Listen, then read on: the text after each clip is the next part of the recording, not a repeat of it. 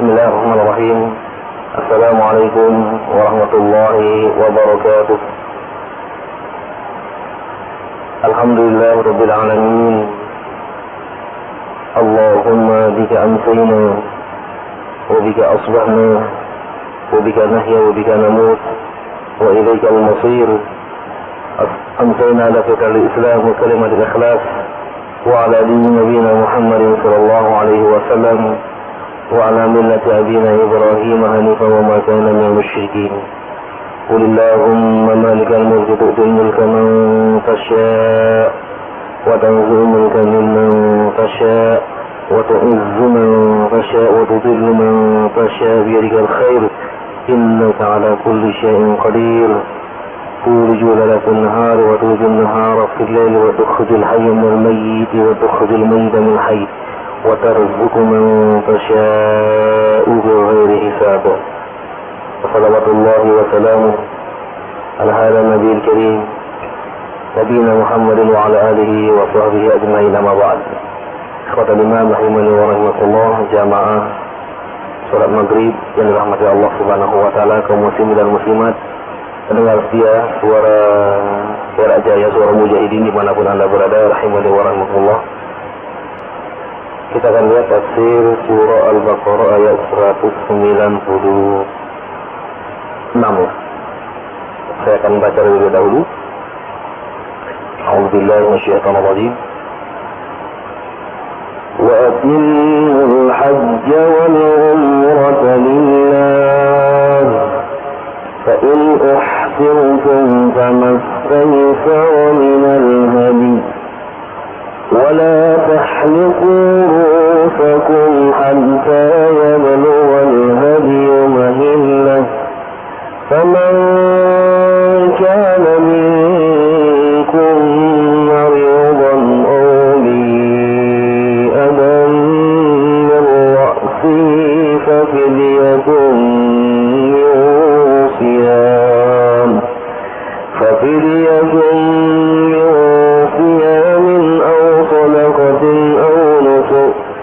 فإذا أمنتم فمن تمتع بالعمرة إلى الحج فما استيسر من الهدي فمن لم يجد فصيام 3 أيام في الحج و7 إذا رجعتم تلك 10 كاملة ذلك لمن لم يكن أهله حاضر المسجد الحرام واتقوا الله واعلموا أن الله شديد العقاب.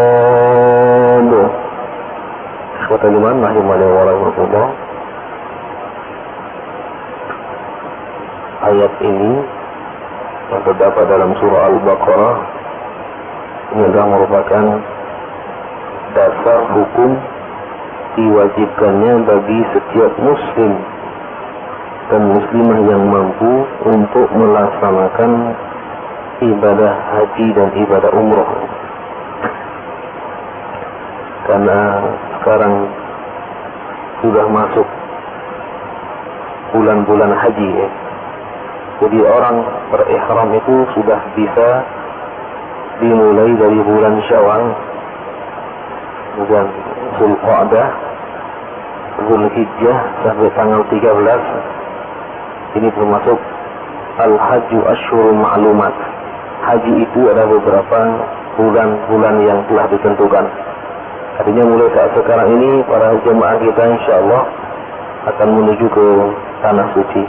Oleh karena itulah bagi yang belum berangkat atau bagi yang belum berangkat tahun ini atau juga mau berangkat, ada baiknya kita perhatikan firman Allah ini agar betul-betul nanti bagi yang akan berangkat menunaikan ibadah haji atau ibadah umroh betul-betul ibadahnya sempurna itu.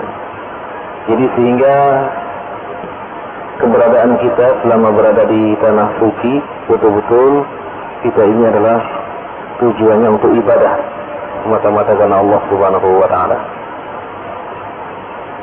Setiap jamaah yang akan menunaikan ibadah haji atau ibadah umrah selalu dilatih dengan mengucapkan talbiyah labbaik Allahumma labbaik labbaik la syarika laka labbaik innal hamda wan ni'mata laka wal mulk la syarika lak.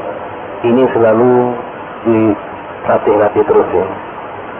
Jadi, kalimat ini tidak hanya sekedar diucapkan begitu saja, tetapi memiliki makna yang sangat dalam sekali.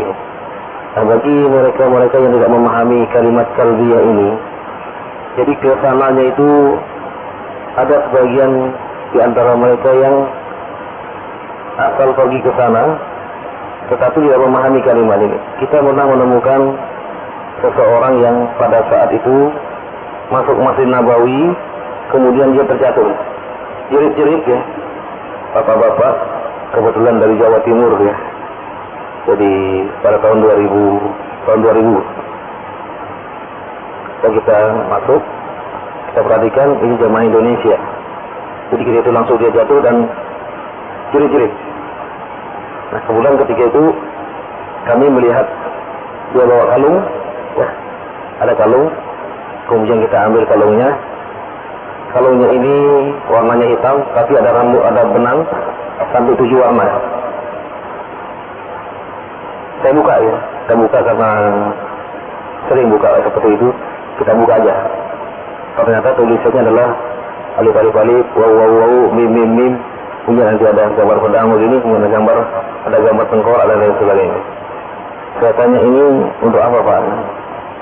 Iya, pesan dari guru saya katanya. Ini nanti tolong dicelupkan ke air Zam-Zam, kemudian nanti digosokkan di Ka'bah. Untuk apa Pak? Supaya nanti kalau pulang berwibawa katanya. Nah ini, supaya pulang nanti berwibawa katanya. Terus bagaimana Pak sekarang? Ya nggak tahu saya katanya. Jangan Pak ya, Bapak ini masih sekarang kloter pertama, masih belum melaksanakan ibadah umrah maupun ibadah haji. Diperbaiki lagi niatnya, jangan sampai memiliki tujuan-tujuan yang selain daripada haji. Jadi bukan itu saja. Ada lagi seorang jamaah pada saat itu kita sempat silaturahim, sudah di Mekah. Kita tanya. Jadi ada di antara mereka yang mengatakan nanti pada saat wukuf kita akan ngambil akar, ya, akar pohon yang ada di sana. Saya tanya, untuk apa Pak? Tadi kebetulan saya mau bangun rumah biar rumahnya kuat katanya. Nah, saya katakan, Masya Allah, ini untung kita ini belum wukuf di Arafah. Jadi mari kita perbaiki niat kita agar betul-betul kita ini sebagai tamunya Allah yang memiliki kesopanan, memiliki kesopanan ketika kita mengucapkan talbiyah labbaik Allahumma labbaik, ya Allah, ku memenuhi panggilanmu, innal hamda wa ni'mata laka wal mulk labbaik Allahumma labbaik labbaik la syarika laka labbaik, tidak ada sekutu bagimu ya Allah. Innal hamda, sesungguhnya puji-pujian, wan ni'mata, dan nikmat, laka, hanya milikmu, wal mulk, demikian juga kerajaan hanya milikmu, la syarika lak, dan tidak ada sekutu bagimu. Nah, jadi kalau ini kalimat ini betul-betul kita pahami, kita kesana ini sudah menyerahkan diri kita kepada Allah. Sudah sepenuhnya kita serahkan diri kita kepada Allah, dan kita melakukan amalan-amalan yang diperintahkan betul oleh Allah Subhanahu wa Ta'ala, dan demikian juga Rasulnya. Jangan sampai ketika kita kesana itu kita masih membawa sesuatu yang kadang-kala itu akan mengganggu ibadah kita. Pernah juga kami membawa jemaah umroh ini ketika masih di Jeddah biasa-biasa saja. Begitu masuk tanah haram, wajahnya berubah, pucat. Begitu mendekati masjid, dia mengatakan rasanya saya nggak bisa masuk ke masjid terus. Kenapa Pak? Pusing kepalanya. Nah, karena ketika itu kita ada program ziarah dalam, kita paksa untuk masuk ke masjid. Hanya kita masuk masjid. Begitu selesai sholat di Raudhah, kita ziarah. Begitu keluar, langsung dia muntah. Jadi muntah. Nah, sejak itu zaman kita ini tidak pernah lagi pergi ke masjid. Terpaksa kita bawakan air Zam-Zam. Jadi selama di Madinah 4 hari selama itu enggak bisa masuk masjid. Sampai di Mekah kemudian kita ajak umroh. Dia mengatakan, gimana Pak umrohnya tadi? Kok Ka'bah itu kabur? Jadi dia melihat Ka'bah itu tidak jelas. Padahal dia tawaf di situ. Kemudian hari itu saja dia dapat masuk ke Masjidil Haram. Selebihnya tidak bisa di rumah terus, di hotel terus. Kemudian kita coba mengorek-ngorek. Bapak ini pernah mempelajari ilmu apa Pak? Dia mengatakan tarekat anfusiyah. Saya bilang, Bapak bawa cincinnya enggak? Bawa sini Pak. Cincinnya besar ya. Sebagai maharnya kepada gurunya, untuk pengikatnya, dia ada cincin yang ada raja-rajanya. Sambil kita buang kan. Bukan ketika itu musim panas. Nah baru katakan Bapak, mumpung berada di tanah suci, hendaklah taubat kepada Allah Subhanahu wa Ta'ala dengan taubat dan nasuha. Tinggalkan itu semuanya, tarekat-tarekat itu. Jadi itu mengajarkan kepada hal-hal yang sama sekali dari dari Allah Subhanahu wa Ta'ala. Karena bentuk tarekat ini adalah dia hanya mengingat Allah, tidak melakukan sholat. Kalau dia mau sholat, dia hanya saja duduk saja, merenung sejenak, berarti dia sudah sholat. Jadi ingat sholat, berarti sudah sholat. Saya katakan kalau ingat makan, bagaimana Pak? Kalau Bapak mau makan, apakah cukup dengan ingat saja Pak? Ya enggak ya. Seharusnya ingat makan sudah kenyang, saya bilang begitu. Ini urusan kita dengan Allah. Nabi saja mau meninggal sholat tuh. Tarekat anfusiyah itu nantinya, itu kalau sudah tinggi ilmunya, itu bisa melayang. Karena kita pernah meruqyah salah seorang di sini dulu. Ketika kita ruqyah, ternyata dia naik. Kita turunkan lagi, naik lagi. Jadi yang menyentuh hanya tangannya saja, menyentuh bumi tangannya saja. Kita turunkan lagi, naik lagi, kayak balon. Nah saya bilang, mumpung Bapak ini baru masih rendah pelajarannya, tinggalkan itu semua. Tobat kepada Allah Subhanahu wa Ta'ala. Kemudian ketika kita ruqyah dengan izin Allah Subhanahu wa Ta'ala, itu muntah. Banyak sekali kita muntahnya. Jadi muntah, kemudian setelah itu kita suruh minum air zam-zam dan kita mandikan dengan air zam-zam. Dengan izin Allah Subhanahu wa Ta'ala, kemudian kita ajak tawaf, kita ajak sa'i. Masya Allah, dia mengatakan sangat enteng sekali gitu ya. Tapi Bapak ini tidak berumur panjang. Kemudian setelah pulang ke rumah, 2 hari setelah itu ada syukuran di rumahnya. Kami juga sempat memberikan tausiah, bicara ngobrol-ngobrol begini dalam keadaan sehat walafiat. Kemudian besok malamnya beliau dipanggil sama Allah Subhanahu wa Ta'ala. Jadi hal seperti ini masih kadang terjadi ya. Jamaah kita mau melaksanakan ibadah ke tanah suci, jadi masih mempercayai hal-hal seperti itu.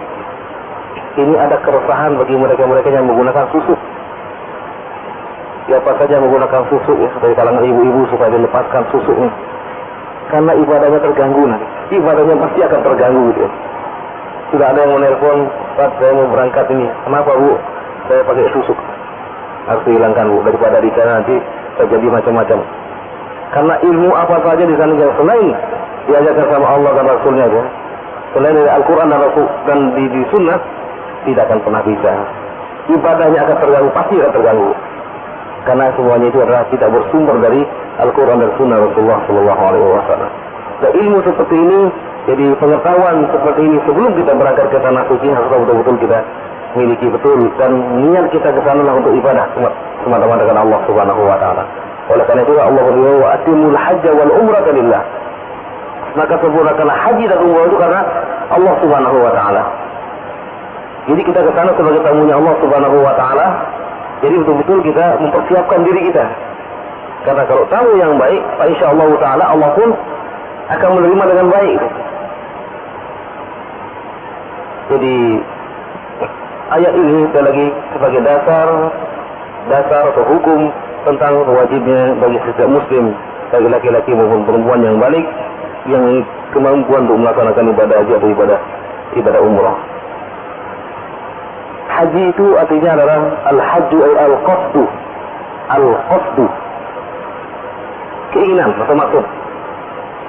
Sehingga para ulama kita mendefinisikan secara syar'i, qasdu baitillahil haram li'adai manasikil haji awil umrah, yaitu keinginan seseorang untuk pergi ke tanah suci untuk melaksanakan ibadah atau manasik atau nusuk. Nusuk ini adalah amalan-amalan haji di tanah haram, yaitu di Mekah Al-Mukarramah. Sedangkan al-umrah, umrah itu adalah dari kata-kata tamara, tamara memakmurkan. Jadi orang yang melaksanakan ibadah umrah yaitu rihlatun qudsiyatun ila baitillahil haram biada'i nusukil umrah. Ini perjalanan suci ke tanah suci untuk melaksanakan ibadah umrah. Umrah ini rukunnya sedikit. Yang pertama adalah niat, kemudian yang kedua adalah tawaf, yang ketiga adalah sa'i, kemudian tahallul. Kalau haji memiliki rukun yang banyak rukunnya. Jadi tentang haji itu ada 3 nusuk, 3 manasik, 3 macam pelaksanaan ibadah haji. Yang pertama adalah haji ifrad. Ifrad di sini adalah seseorang melaksanakan ibadah haji saja tanpa umrah. Kemudian yang kedua adalah tamattu. Tamattu di sini melaksanakan ibadah umrah terlebih dahulu, kemudian haji pada bulan-bulan yang telah ditentukan. Nanti dia membayar dam, menyembelih seekor kambing. Kemudian yang ketiga adalah qiran. Qiran di sinilah menggabungkan antara haji dengan umrah. Nah, mana di antara 3 macam pelaksanaan ibadah haji yang paling afdal? Syekhul Islam pernah ditanya, yang mana yang paling afdal? Beliau mengatakan yang paling afdal adalah ifrad, bagi yang mampu untuk melaksanakan ifrad. Yang paling utama adalah tamattu, bagi yang mampu melaksanakan tamattu. Yang lebih utama adalah qiran, bagi yang mampu melaksanakan qiran. Jadi semuanya afdal. Karena itu adalah dilaksanakan oleh Nabi sallallahu alaihi wasallam. Ya, orang yang melaksanakan ibadah haji yang belum pernah sama sekali, maka sangat dianjurkan untuk melaksanakan secara tamattu. Jadi tamattu, apalagi jeda waktunya mungkin panjang. Yang bisa melaksanakan ifrad itu yang jeda waktunya pendek. Misalnya kita datang ke tanah suci itu sudah tanggal 5. Ini kalau ifrad kita tanggal 5, 6, 7, 8, 9, 10, 11, 12, 13. Jadi selama 9 hari dia tetap menggunakan ihram yang belum, dan harus mengikuti, menjauhkan dirinya dari larangan-larangan ihram. Selama itu dia tidak boleh menggunakan selain 2 hal lain saja. Yang dipakai sholat, yang dipakai tidur, kemana saja itu. Jadi al-izar wa ridai, sarung yang dari kait ihram, kemudian rida, selendangnya. Ini yang ifrad. Nah, kalau tamattu ini melaksanakan ibadah umrah terlebih dahulu, kemudian setelah tahallul dia sudah bebas melepaskan pakaiannya. Menunggu tanggal 8. Biasanya jemaah haji kita Indonesia ini yang reguler itu biasanya keberangkatannya ke Arafah untuk wukuf itu sore hari. Dimulai dari asar, lebih sore hari berangkat. Bisa sampainya dengan cepat. Ada juga yang lambat, bahkan mungkin ada yang besok baru sampai. Karena transportasi memang sudah luar biasa. Tetapi karena saking banyaknya orang, jutaan manusia ya. Pernah juga ada jemaah yang nggak sampai-sampai. Jam 3 sore baru sampai. Kenapa? Supirnya nggak tahu jalan ya. Mau nyari jalan pintas, ternyata kemana-mana gitu. Rombongan saya kemana lagi satu bis ini. Ternyata supirnya ini nggak tahu jalan karena banyak supir-supir musliman. Kan supirnya anehnya lagi nggak bisa bahasa Arab, dari Turki dia. Nggak bisa bahasa Arab, nggak bisa bahasa Inggris, nggak mau nanya dia. Asal jalan saja itu. Nah, antisipasi jemaah-jemaah Indonesia itu biasanya sore hari berangkat ke Arafah untuk melaksanakan wukuf. Namun yang paling afdal ya, pada tanggal 8 kita dianjurkan berada di Mina. Itu yang disebut dengan hari Tarwiyah. Tetapi bagi kita yang belum pernah dan tidak punya pengalaman sama sekali, jangan sampai berjalan sendiri, ya, sudah ikuti saja rombongan. Jadi bagi yang misalnya mampu, yang sudah berpengalaman dan insya Allah dia bertanggung jawab, dan ada yang bertanggung jawab di situ, pada tanggal 8 hendaklah dia berada di Mina, karena Nabi Shallallahu Alaihi Wasallam pada tanggal 8 beliau berada di Mina pada saat itu. Nah, berada di Mina selama 1 malam. Besok pagi begitu matahari terbit, semua jamaah menuju ke Arafah. Semua jamaah menuju ke Arafah untuk melaksanakan wukuf. Yang wukuf ini adalah waktunya setelah matahari tergelincir, yaitu waktu zuhur. Sehingga sholat zuhur dan asar dijamak takdim dan dikosor. Kemudian setelah itu barulah memulai wukuf. Wukuf itu apa sih? Wukuf itu adalah berdiam diri di Arafah dengan berzikir dan berdoa kepada Allah Subhanahu wa taala, berbanyak doa. Biasanya di situ ada khutbah Arafah. Ya, bagi setiap tenda atau kloter itu bisa melakukan sendiri-sendiri. Jadi setiap tenda mungkin ada yang memberikan tausiah bagaimana tentang pentingnya wukuf, pentingnya melaksanakan ibadah haji ini. Apa sih yang dibaca pada saat wukuf itu? Nabi Sallallahu Alaihi Wasallam ditanya, "Mada qara'ta ya Rasulullah? Waqafta tawilan." Engkau telah lama sekali berdiri, apa yang kau baca? Semua ketika wukuf di atas untanya dia.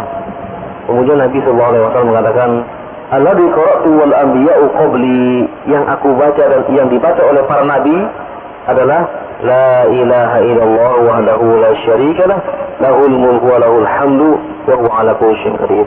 Dalam riwayat yang lain, La ilaha illallah wahdahu la syarika lah, lahul mulku wa lahul hamdu yuhyi wa yumiit wa huwa ala kulli syai'in qadir. Itu yang dibaca oleh Rasulullah sallallahu alaihi wasallam. Karena para nabi-nabi sebelumnya pun wukuf di situ dan membaca itu. Dan pada saat itulah Allah Subhanahu wa taala yanzilu ila sama'i dunya, turun ke langit dunia ini bersama malaikat-malaikatnya dan menyaksikan hamba-hambanya yang datang dari seluruh penjuru dunia. Pada kali itulah Allah mengatakan al-hajju Arafah. Haji itu adalah puncaknya di Arafah. Sehingga seorang yang tidak bisa wukuf di Arafah, maka haji yang tidak sah, dia harus membayar zakat dan harus mengulang hajinya. Dan kalau wukuf di Arafah dipastikan betul kita sudah berada di tengah area Arafah. Nah, kalau di sana ada masjid yang namanya Masjid Namirah, itu ada 2 bagian. Bagian pertama, bagian yang seperti kita sekarang ini, dari mulai tengah-tengah ke sini, itu tidak masuk Arafah. Kalau orang yang wukuf misalnya di area sini, maka wukufnya tidak sah. Kalau dia ingin wukuf masih di masjid, maka bagian belakang masjid, bagian depan masjidnya. Dan di situ juga ada wadi, namanya Wadi Orona. Di situ juga nanti akan dilihat banyak jemaah-jemaah Iran yang wukuf di situ. Mereka di situ. Itu benar tidak masuk Arafah.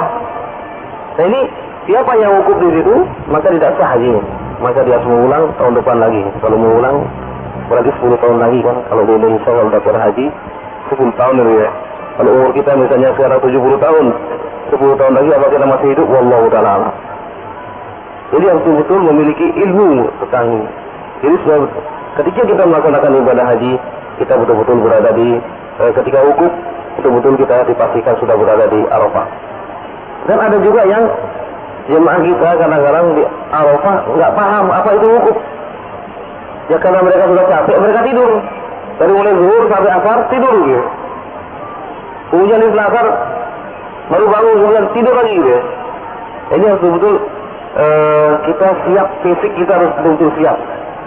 Jadi yang ingin melaksanakan ibadah haji, kalau bisa dianjurkan masih muda-muda ya, masih muda 40 tahun, 50 tahun ya.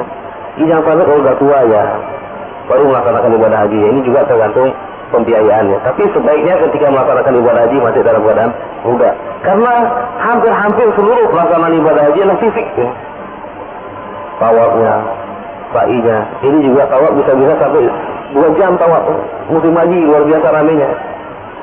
Kami pernah melaksanakan tawaf pada musim haji mulai dari jam 4 sore pada asar dengan sa'inya jam 10 malam baru selesai ya. Karena saking ramainya berada itu. Oleh karena itulah di sini kita mempersiapkan betul fisik kita dan mental kita ya. Jadi mental kita. Jadi bagi mereka yang tidak kuat mentalnya, maka di situ akan emosional, emosi terus dia. Dan ini yang betul-betul kita jaga betul sehingga pelaksanaan ibadah haji kita ke tanah suci bisa betul dengan efektif. Sekarang imam bagaimana orang yang mungkin ini sebagai mukadimah, saya menyampaikan tentang watimul haji wal umrah lillahi saja. Silakan kalau jamaah ada yang ingin bertanya karena masih ada waktu sisa kurang lebih 10 menit ya. Insyaallah untuk jamaah haji Indonesia ya, itu semua tendanya berada di Arafah sudah, jadi sudah masuk. Bagaimana kalau seandainya dia keluar dari tenda, apa boleh? Boleh, silakan. Jadi semua tenda-tenda itu berada di Arafah. Misalnya kalau dia panas bagaimana ya bisa keluar ya. Bisa keluar misalnya dia wukuf di mana saja sih. Yang penting berada di area Arafah. Demikian juga di Mina ya. Di Mina juga semuanya insya Allah pastikan jemaah haji Indonesia itu berada di belakangnya terowongan Muaisim. Di situ ada masjid namanya Masjid Kuwait. Di situ tepatnya di situ. Jadi untuk menuju ke Jumroh ya cukup perjalanan cukup panjang ya. Tapi insya Allah ketika musim haji semua memiliki semangat yang beda dengan semangatnya di Indonesia. Baik. Jadi nggak usah khawatir kalau kita saya ini gimana wukuf saya atau enggak, insya Allah semua kemah-kemah itu sudah dipastikan berada di Arafah. Arafah itu sangat luas sekali. Jamaah Indonesia umrohnya niatnya di mana gitu ya. Baik. Jadi bagi kloter pertama nggak jadi masalah ya. Yang gelombang pertama nggak jadi masalah ya.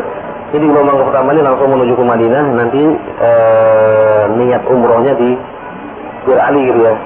Jadi niatnya. Yang kedua ini jadi masalah. Jadi karena ketika melewati miqat kita tidak berihram, maka harus bayar dam gitu ya.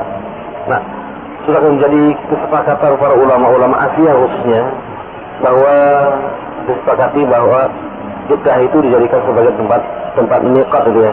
Karena diambil tak ditarik garis ya. Karena juga Umar bin Khattab pernah melakukan menarik garis dari Qarnul Manazil gitu ya. Jadi tidak semuanya ke Qarnul Manazil, tetapi yang satu garis dengan itu, maka di situ ya bisa melaksanakan ibadah umrah. Tapi sempurnanya sekali lagi, pada saat kita masuk ke gelombang kedua, jadi jemaah sudah dianjurkan dari sini ya. Dianjurkan dari sini sudah menggunakan ihram.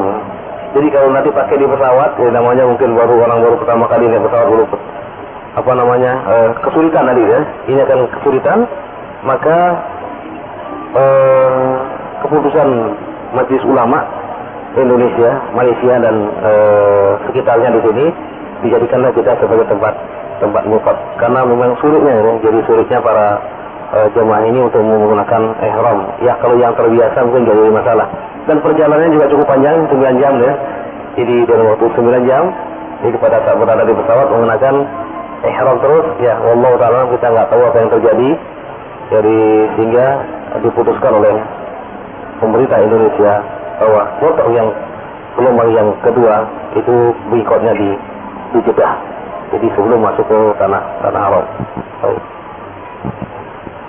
Kalau umroh, kalau sudah berada di Mekah, kalau umroh kita keluar dari tanah haram, kita menuju ke Tan'im atau ke Ji'ranah. Tetapi kalau haji, niatnya dari situ ya. Jadi kita sudah berada di Mekah Al-Mukarramah, kita niatnya dari rumah. Dari niat umroh itu adalah labbaik Allahumma umrotan. Labbaik Allahumma umrotan, ya Allah, aku datang memenuhi panggilanmu untuk melaksanakan ibadah umroh. Kalau haji, labbaik Allahumma hajjan, ya Allah, aku datang kepadamu memenuhi panggilanmu untuk melaksanakan ibadah haji. Baik, silakan yang lain. Pak Subuh.